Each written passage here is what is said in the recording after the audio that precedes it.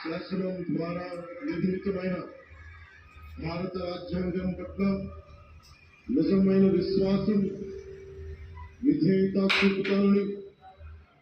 భారతదేశ సార్వభౌమాధికారాన్ని సమగ్రతని కాపాడుతారని ఆంధ్రప్రదేశ్ రాష్ట్ర మంత్రిగా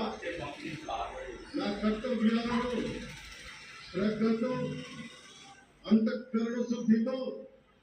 నిర్వహిస్తానని, భయం గాని పక్షపాతం గాని